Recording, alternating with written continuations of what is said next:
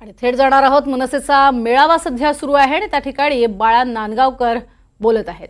अशी माझ्या भावना मी व्यक्त करतो आणि निवडणुकीनंतर संपूर्ण महाराष्ट्रातील पदाधिकाऱ्यांना बोलावून त्यांच्यासोबत चर्चा विनिमय करावा आणि पुढे आखणी कशी करायची विधानसभेच्या दृष्टिकोनातून जिल्हा परिषद, पंचायत समिती, महानगरपालिका, नगर परिषदा, नगरपालिका या संदर्भामध्ये आज शहराध्यक्षांपासून जिल्हाध्यक्षांपर्यंत महिला पुरुष, उपाध्यक्ष, सरचिटणीस, नेते अशी बैठक बोलवलेली आहे आणि त्या बैठकीला स्वतः राजसाहेब मार्गदर्शन करणार। आज मनसेची निवडणूक पण आहे, मनसेसाठी खरंच महत्त्वाचा दिवस आहे काय? सकाळी बैठक आणि संध्याकाळी निवडणूक आहे। हा आजच्या दृष्टीने अत्यंत महत्त्वाचा आहे, कारण त्या लोकशाहीला पूरक असणाऱ्या गोष्टी असल्यामुळे निवडणूक ही पक्ष अंतर्गत घ्यावी लागते आणि पक्षांतर्गत निवडणूक घेऊन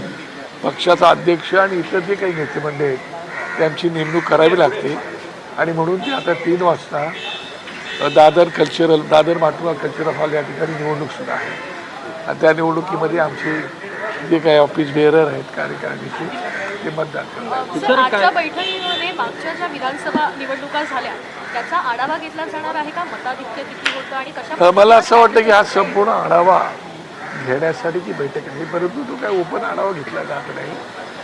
त्याचं संपूर्ण कामकाज सुरू झालेलं आहे आणि आता कार्यकर्ते काय बोलत आहेत, त्यांना काय सांगायचं असेल किंवा साहेबांना त्यांना काय मार्गदर्शन करायचं असेल ते मार्गदर्शन नांदगावकर साहेब, लोकसभेला तुम्ही माहितीला बिनशर्त पाठिंबा दिला होता। आता विधानसभेची निवडणूक आहे आणि अत्यंत महत्त्वाची ही निवडणूक आहे, काय भूमिका असेल त्याविषयी काय सांगाल? स्वबळाची असेल, माहितीसोबत जाण्याची? मला वाटते माहिती ना, आता परिस्थिती कशी कशी बदलते त्याच्यावरती बऱ्याच गोष्टी अवलंबून असतात।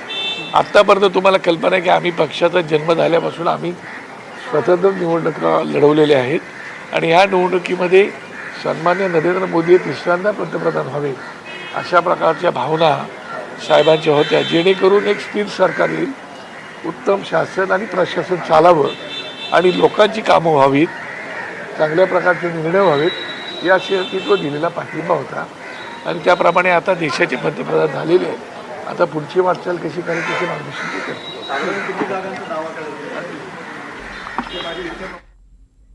तर राज ठाकरे कार्यकर्त्यांना मार्गदर्शन करणार आहेत। काही कार्यकर्त्यांच्या सूचना किंवा त्यांचे काही प्रश्न असतील तर ते सुद्धा विचारले जातील असं म्हटलेलं आहे, कारण येत्या काळातल्या निवडणुका डोळ्यासमोर ठेवून हा महत्त्वाचा असा मेळावा आयोजित करण्यात आलेला आहे। बाळा नांदगावकर यांनी बोलत असताना विधानसभेसाठीचाच आज पूर्ण आढावा घेतला जाईल असं म्हटलेलं आहे आणि राज ठाकरे हे या संदर्भात पदाधिकाऱ्यांना, कार्यकर्त्यांना मार्गदर्शन करतील असंही म्हटलंय। मात्र या सगळ्या संदर्भात तुम्ही महायुतीकडूनच लढणार आहात का यावरती मात्र त्यांनी भाष्य केलेलं नाहीये। येत्या काळामध्ये या संदर्भातला निर्णय घेतला जाईल आणि तुम्हाला सांगितलं जाईल असंही बाळा नांदगावकर यांनी पत्रकारांशी बोलताना सांगितलेलं आहे।